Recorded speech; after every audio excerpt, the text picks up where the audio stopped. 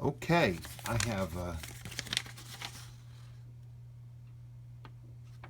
Sorry, I was just double checking something. I have your watch here, Michael, and it is well, it's here. Cosmetically, it's great. I have a real soft spot for these models.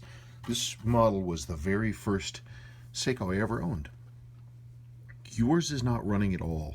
The mainspring doesn't feel bad. It'll tick a little bit, but it simply does not want to run at all. So it's kind of a problem. I can see it's acting like the train is just bound up. It's I also noticed that the date isn't kicking over. It's got some issues. I can see that the lower mainspring arbor port is terribly worn. Enough so much so that I'm starting to get a little bit of the wear on the edge of the barrel here because the barrel's tipping over and grinding into the bottom of the train bridge.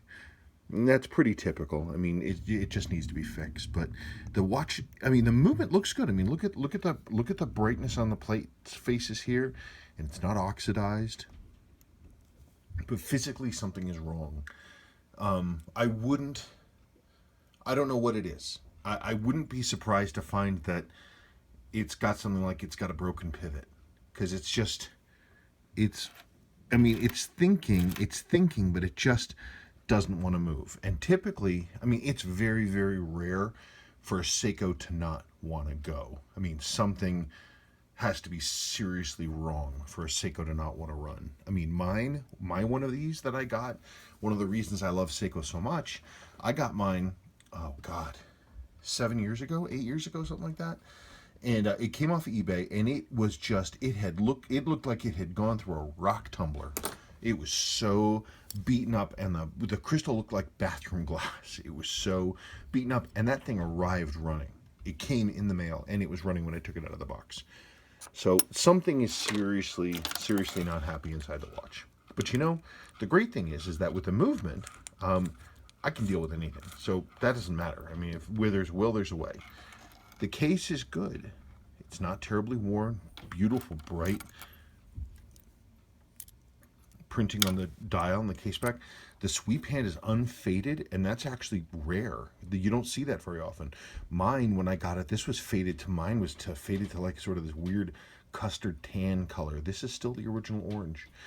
But aren't these, I mean, they're just great watches. There's something that Seiko did right with this case design, because it's extremely rare to see these with damaged lume. They almost always have this beautiful white lume.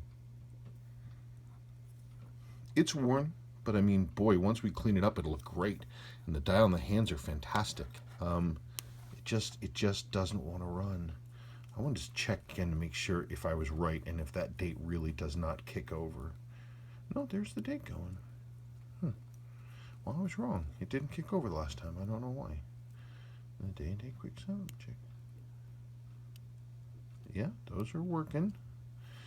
I don't know what's going on. It doesn't. It just doesn't want to run. But after service, it'll be a great watch. 6106 is a solid movement. Yours clearly has never had water inside, and when I'm done with it, it'll be beautiful. These came with a bracelet that is almost never seen. It's one of the things about this model is that the original bracelets with these are almost never, ever seen. They're cool, though. This model was marketed to surfers. And yours, by the way, is a really early one, 1969. December 1969. It's one of the first ones to come out, and yet it's a resist. That's a cool model, man. That's a cool model. I'm glad that you sent it in. I never should have sold my original one. It was gone years ago. They're cool, though. Very much of their time. Okay, thank you much.